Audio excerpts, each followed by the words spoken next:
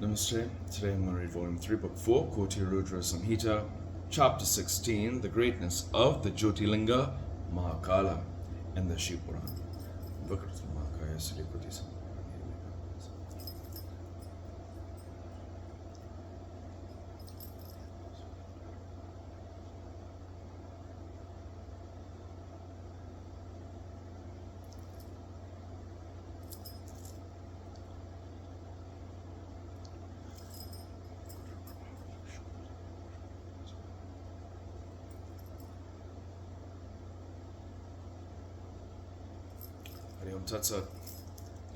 The sages said, O Sutta, you know everything by Vyasa's favor. We are never satiated by hearing about the Jyotirlingas. Hence, O Holy Lord, the King, be kind to us and narrate the third Jyotirlinga to us now. Sutta said, O Brahmins, if I remain in the company of you all, the glorious ones, I am blessed and contented. Blessed indeed is the association of saintly men. Hence, considering it my good fortune, I shall narrate the sanctifying, sin-destroying divine story. Please listen to the story respectfully. There is a beautiful city, Amavanti, yielding liberation to all souls. It is a favorite of Shiva, highly virtuous and sanctifying. O excellent Brahmin, engrossed in the performance of auspicious rites, lived there. He studied the Vedas and performed the Vedic rites. The Brahmin maintained sacrificial fires. He was the devotee of Shiva. Every day he worshipped the idol of Shiva. This Brahmin, Veda-priya, was always interested in acquiring perfect knowledge. After securing the fruits of holy rites, he attained the goal of the good. O excellent sages, he had 4 sons like him. They were not inferior to their parents, and they were ever engaged in the worship of Shiva. The eldest was Devapriya. The next was Priyamedas. The third was Sukrata. And the fourth was Dharmavahin, of good rights. Thanks to the power of their merit, happiness increased on the earth, even as the moon waxes incessantly in the bright half of the month. Their good qualities too flourished, delighting and pleasing all. That city was enveloped in the Brahmanical splendor. O excellent Brahmins, let the excellent event that happened in the meantime be heard. I shall narrate it in the manner I have heard. There was a great Asura, Dusana, on the Ratnamala hill. He was very powerful. He was the king of the Dechas, incessantly engaged in hating virtue and virtuous rites. Thanks to the grant of boons by Brahma, he considered the whole universe insignificant. The gods were defeated by him and ousted from their places and positions. Vedic rites and rites according to Smritis all over the earth were smothered by that wicked fellow, like rabbits by a lion.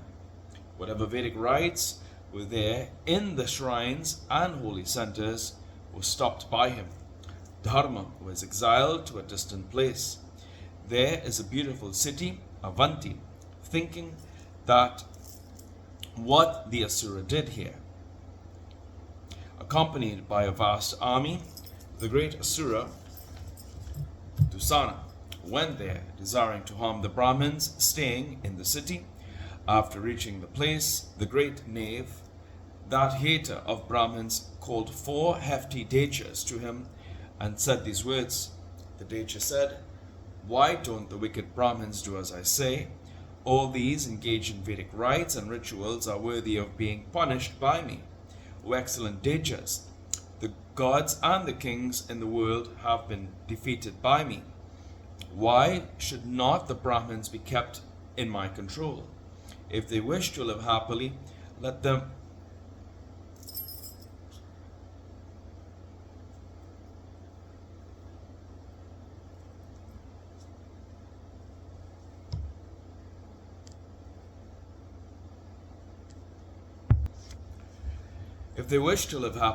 abandon the rites of Shiva and the rituals of the Vedas. Otherwise, it is doubtful that they will continue to live. I have said this truthfully.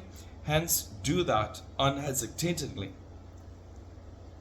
Suta said on hearing this and receiving the instruction, the 4 dechas besieged the 4 quarters of the city like the fires of dissolution. Coming to know of the intent of the dechas, the Brahmins were not at all distressed because they were engaged in meditating on Shiva. Resorting to courage, the Brahmins did not move even a line's breadth from meditation. With Shiva to help, who can remain in distress? In the meantime, the whole of that auspicious city was overrun by them. The people were harassed and they rushed against the Brahmins. The people said, O holy lords, what shall be done? The wicked Asuras have come, people are tortured, they have come very near. Suta said on hearing their words, the Brahmins, the sons of Vedapriya, placing their faith in Shiva forever, spoke to them. The Brahmin said, listen, we do not have any army to frighten the wicked Asuras. We do not have weapons to drive them back. The general dishonor and insult reflects on him who supports us. Moreover, what can happen to Shiva, who is omnipotent? Let Lord Shiva protect us from the terror of the Asuras. Except Shiva, favorably disposed to his devotees, there is no other refuge. Suta said, embodied thus, they performed the worship of Shiva's earthen idol. They sat firmly engaged in meditation. On seeing them thus, the mighty Dusana shouted, let them be killed, let them be bound. But the Brahmins, the sons of Vedapriya, engrossed in meditation on Shiva, did not hear the shouts. When the wicked Decha desired to kill the Brahmins, the spot near the Parthiva idol caved in with a loud report. From the chasm thus created, Shiva rose up, assuming a hideous form. He became famous as Mahakala, the slayer of the wicked and the goal of the good. I am Mahakala, the great god of death, rising up against the wicked like you. O sinful one, go away, leave the presence of these Brahmins. After saying this, Shiva reduced Dusana and his army to ashes immediately with a mere sound of hum. Dusana and a portion of his army too were killed by Shiva, the great soul. A part of the army fled, just as darkness is dispelled on seeing the sun, so also that army was destroyed on seeing Shiva. Divine drums were sounded, a shower of flowers fell. Vishnu, Brahma, and other gods came there. After bowing to the benefactor of the worlds, the Brahmins joined their palms in reverence and eulogized him with different hymns. After consoling the Brahmins, the delighted Shiva asked the Brahmins to choose the boon they wished to have. On hearing it, the devout Brahmins, with palms joined in reverence and heads bent down, bowed to Shiva and said, the Brahmin said, O Lord, the chastiser of the wicked, O Shiva, grant us liberation from the ocean of worldly existence. O Shiva, you shall stay here itself for the protection of the people. O Lord Shiva, save those who see you.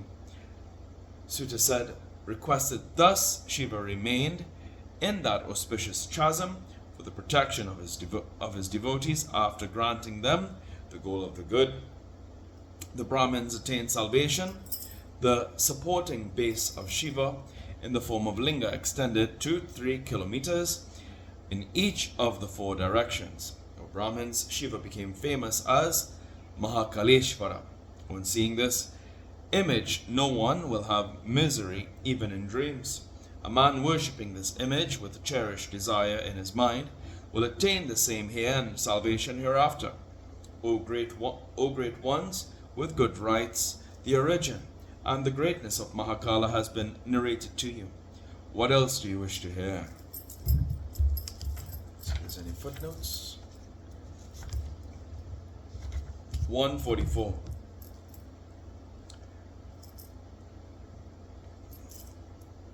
The town Avanti is identical with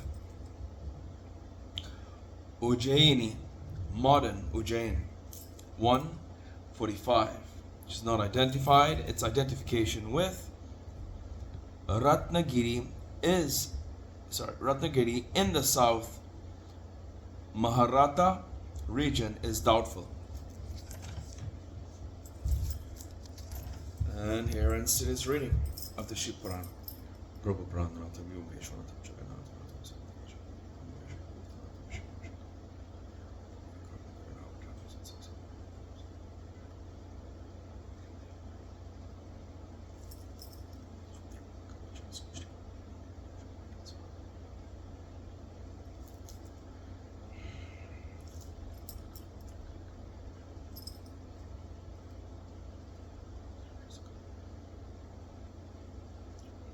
Hariom Tat Sat.